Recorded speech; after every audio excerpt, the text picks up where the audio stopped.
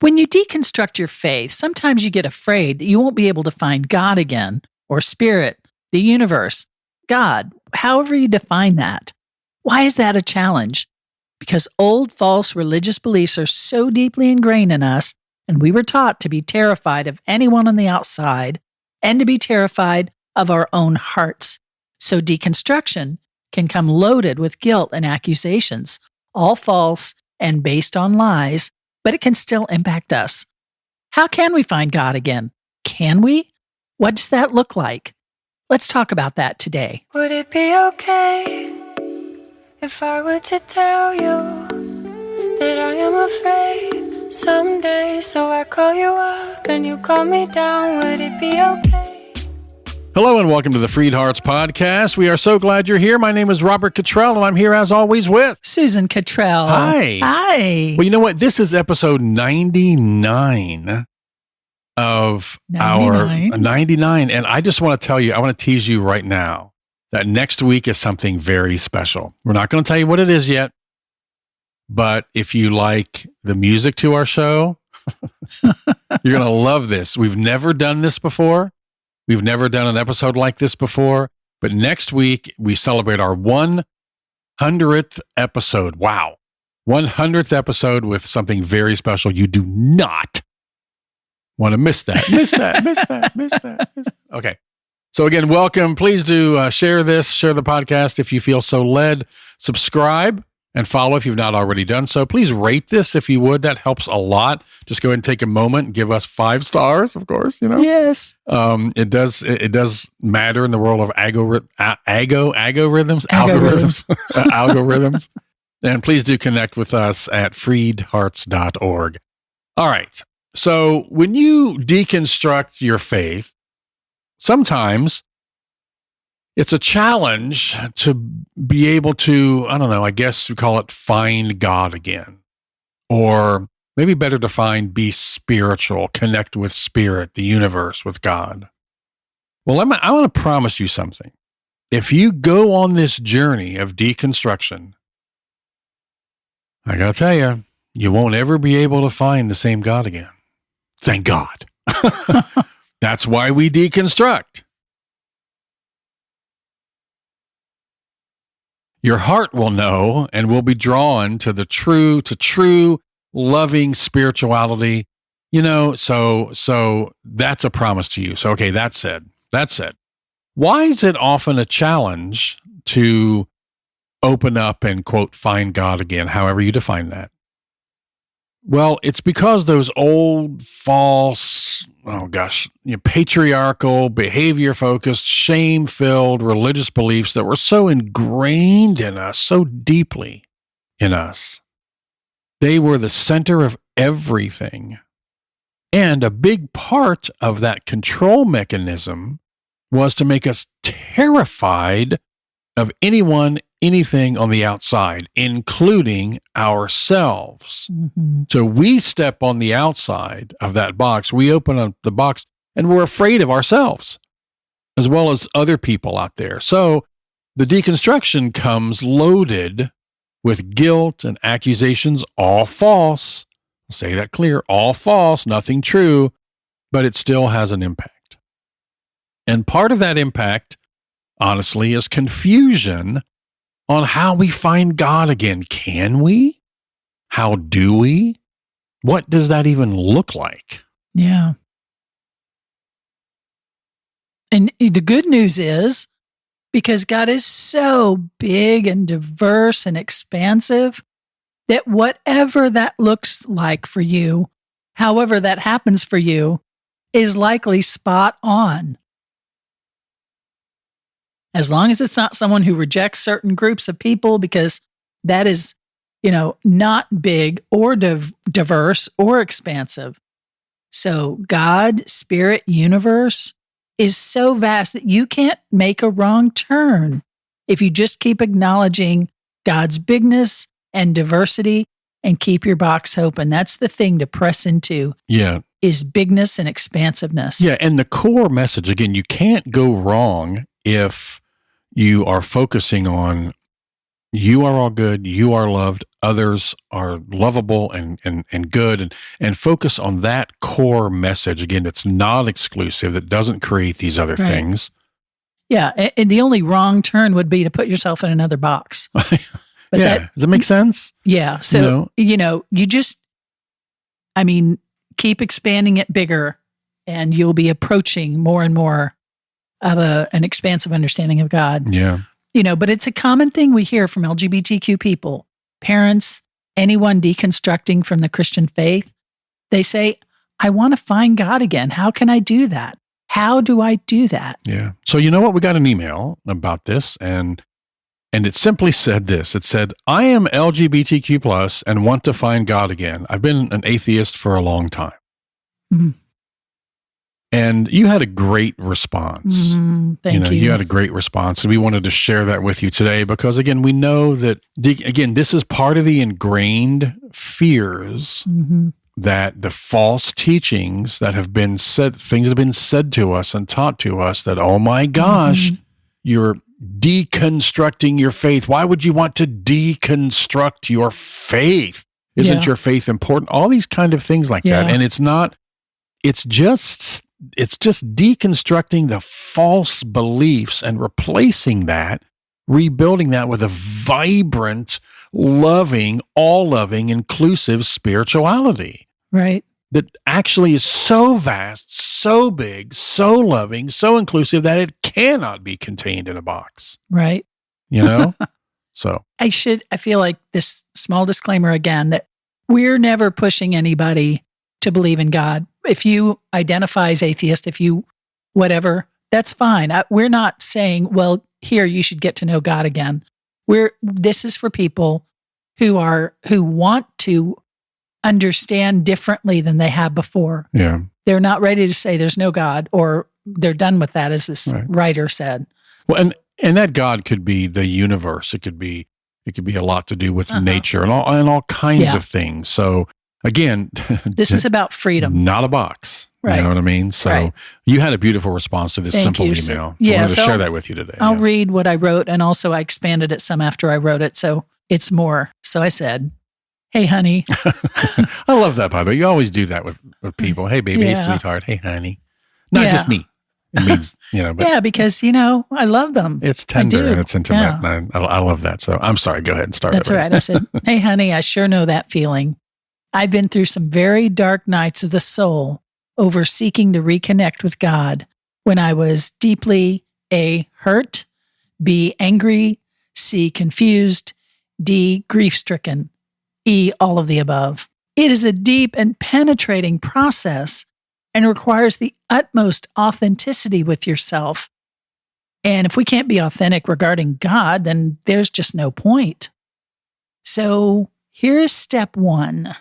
Put all your grievances out in the open with yourself. Don't minimize that something wasn't so bad. Put all your grievances out there and tell God how you feel with no fear of reprisal. God knows, and if God can't take it, then it's not God you're talking about. If God's so codependent, you have to protect God you're talking God, to. Then it's not God you're talking to. Yeah. So tell God everything you need. Like, I need to know this and this and this about you, about me, about life on this earth, about life in community. And I don't want any churchy answers. Yeah. Whatever you need or want to know. Everything on the table. Don't do anything because you think you should. There are no shoulds with God.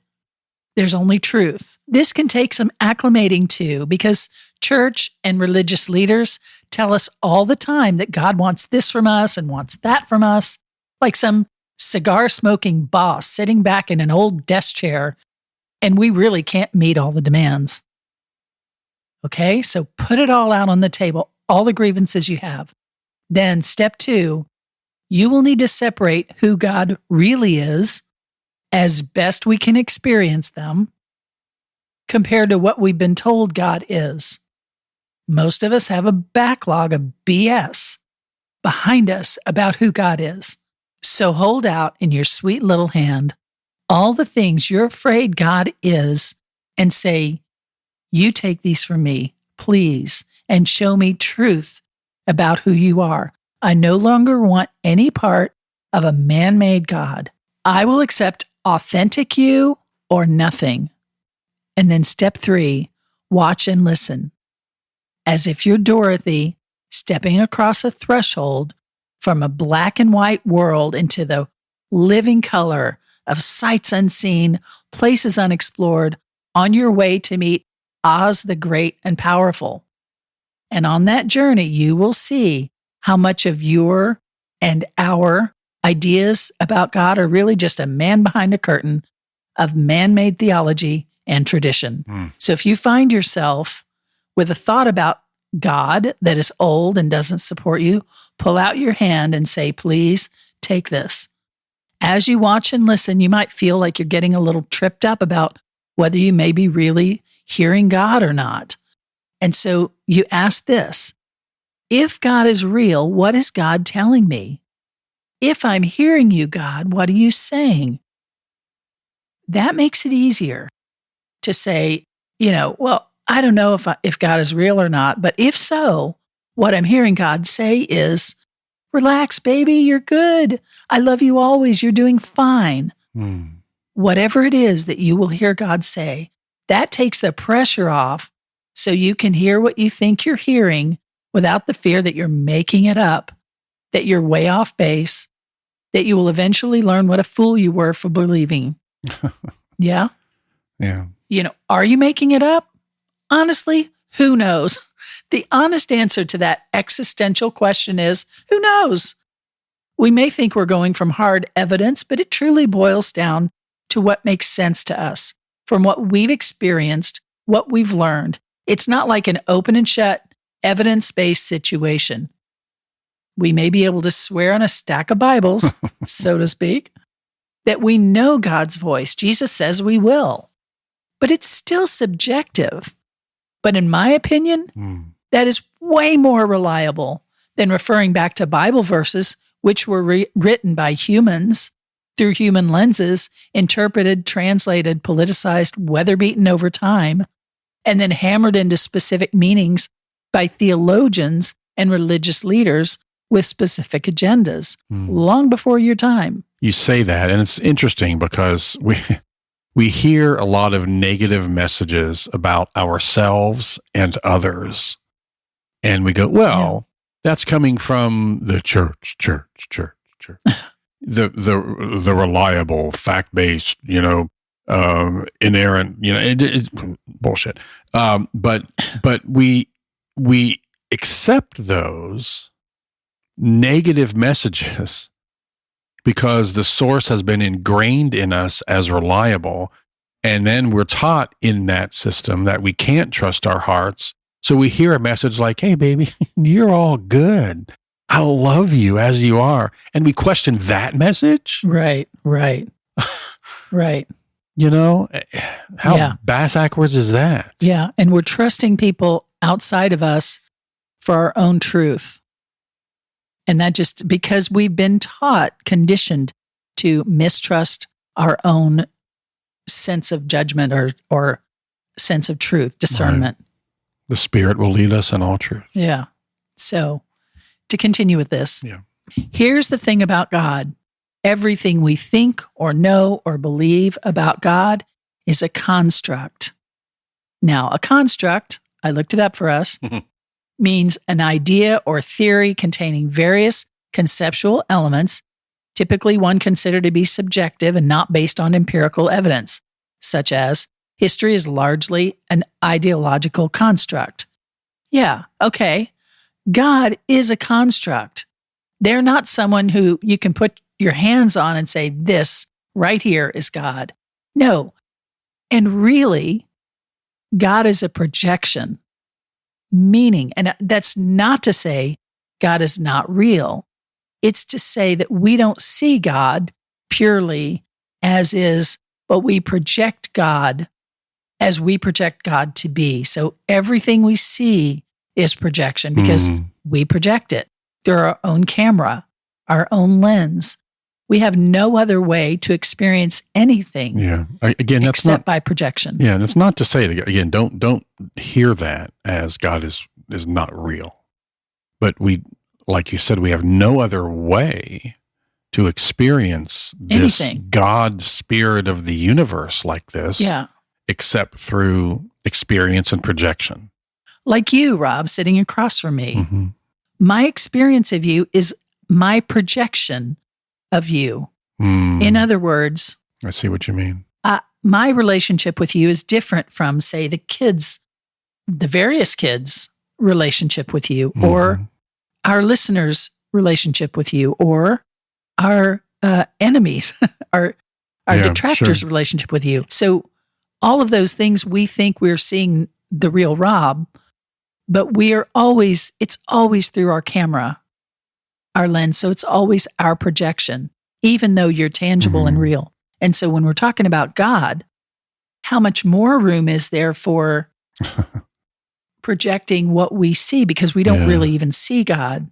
And that's, yes. In real with our eyes. Yeah. You know, and that's why we've said this before about reading scripture, but this could be true of anything spiritual, is to view it, kind of check yourself and view it through the lens of love and inclusion. Yeah. And that helps you understand, or helps you with your peace and joy, that you're kind of on the right track in that. If you and to expose things that are false teachings, because if you read some of these things through the lens of love, it's like, that doesn't match up. Yeah. That just doesn't work. So that's also part of that. And I mean, personally, and we've talked about this, we start with God is love. God is love. Yeah. And using Jesus's great commands, and whatever I hear from God, it feels like love. All right. So like encouragement, support. Yeah, go ahead. Yeah. If it doesn't, then you know that it's something that has been run through your filter from others. Yeah. If it's coming with guilt and shame and all that stuff, that's something not, you learned and are projecting now onto God. It's not God. Right. If it's coming from God, it feels like love. Even when we've messed up, that doesn't stop the love. Yeah, it doesn't stop the feeling of love. I never feel shamed by God. I've made plenty of mistakes, and God has redirected me plenty of times. And to go, never felt shamed by it. And to go back to a Christian scripture, if you love, you know God. If you don't love, you don't know God. So if it feels like love, then it's God. If it doesn't, it's not. If it brings out more beauty in you, more wisdom in you, then it's God. If it doesn't, it's not. And just to be clear, that doesn't mean if you have a moment of unlove, then you don't know God at all. It means in that moment, you're not knowing God. You're not knowing God's full and complete love. Yeah. So, yeah. And I want to tell a story of what happened just a couple of years ago when I was working with somebody who it was kind of expanding our ability to hear spirit reliably. I don't know. It was just this friend of mine was doing it. It was really an interesting exercise. And so he said, this friend said, take 15 minutes right now and just go talk to spirit and ask whatever question you want and listen for what spirit responds with. And so I did that. And I heard this wonderful response to my question. I even forget the question now. But the response was so clear and so vibrant and so real to me and my thoughts. And I was like, oh my gosh, thank you, Spirit, for that. And then I paused and I said, hold on a minute. I have known you through church for many years and always talked to you and always heard you. When I was identifying as more of a Christian, today I'd say Christ follower. But anyway, and it was very real to me then. And now I'm talking to you like spirit, like a new age, the universe, and I'm hearing you. So what's the deal? What's true there? And I could just, how you kind of can feel God smile or laugh even. And it was like, well, it's the same me.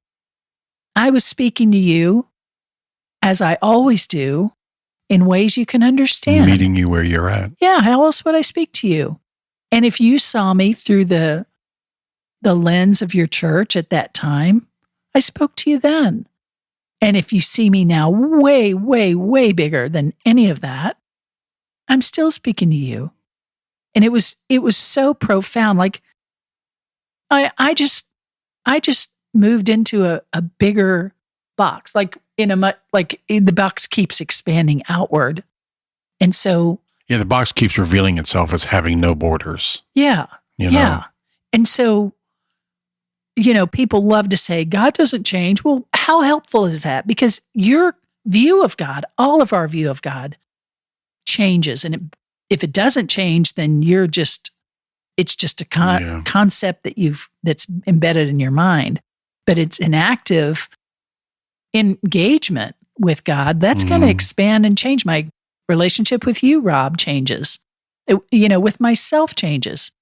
I have expanded and changed. Just kidding. So it's the same God, but we can only experience as much as we can experience. Yeah. So I'm willing to say, great, God doesn't change, but we certainly do. And our experience of God certainly does. And if not, then it's stagnant and dead in the water. What that really says is that my understanding of God is complete and total, and there's no possibility that I could be wrong about anything, right, or that there's nothing I don't know. That's really what exactly that says. Right. We used to say in the church for 35 years, hearing the same stories and expect to grow and change. Yeah. But only change within this very tight parameter. Well, one thing I've always admired about you, even back in the evangelical church, when we were really inside a very tightly sealed, behavior focused box, is that you always trusted your heart. You always listened. You would always talk to God. I would hear these conversations from the other room sometimes, and I go, "What? Oh my gosh!" And it's you're talking to God, and so you're right. God says, "Hey, I'm here," but you showed an openness even in that box to step out of that box and trust your heart a long time ago. Yeah. So I've always really appreciated that. Thank about you. Thank you. And questions like this really inspire me with their like you got from the person, you mean, the simple question? About what is God and how do I know God better? And who are you now compared to who you were? Right. And they're soul plumbing. I love that. I love to expand these things. So, and any of you having similar questions at a similar place on your journey, don't be afraid of what you'll find. Any God worth knowing is a good God. Let me be really clear here. If your questions about God or your challenges or your anger at God, I've been plenty angry at God plenty of times, and they knew it. If you have these things going on and they feel like they're going to threaten God, then you know for certain what you've got as a construct you've been taught you need for life to go on as you know it. Right. What it threatens is the box, not God. That's right. And that's always a good thing to threaten. Yeah, think of the Truman Show. Almost, it looks like the sky, but it's a painted piece of plywood. Yeah. If your questions or anger or unbelief or FUs could threaten God, it's not God you're talking about. Yeah, that's a good point. Yeah, don't be afraid. And by the way, we love these questions. If you have some things that you would like us to talk about here on the podcast, if you have questions like this, things that come up, please email us. It's podcast@freedhearts.org, podcast@freedhearts.org, and you'll get an email that starts with baby, honey, something like that, and it may even lead to not always, just so you don't think she didn't need that for from me. Call me sweetheart, right? Just kidding. But please let us know your questions and especially what you'd like to hear on the podcast. So, as a reminder, next week we celebrate episode 100. Again, we've never done this on an episode before, and I'm just giddy excited about this. It is going to be awesome. You don't want to miss this. So, beloved, you are beloved. Just keep opening your box. The more you do, the more you will fall in love with God, Spirit, the universe, and the more you will fall in love with yourself. Woohoo! We love you are worth falling in love with, amen. sweetheart. Yes, indeed. We love you. Love you. Bye. Bye. Would it be okay if I were to tell you that I am afraid someday? So I call you up and you call me down. Would it be okay? You've been listening to the FreedHearts podcast. We have extensive resources and vibrant community for you at www.freedhearts.org. Just come say hello. And if you have questions or issues or comments about the podcast, things you'd like us to talk about, reach out to us at podcast@freedhearts.org. The music is provided by Hannah Cottrell, our daughter, the Grammy-nominated Saint Sinner, and you can find out more about her at heysaintsinner.com. Please share this, subscribe, and follow on your favorite platform, and thanks for listening.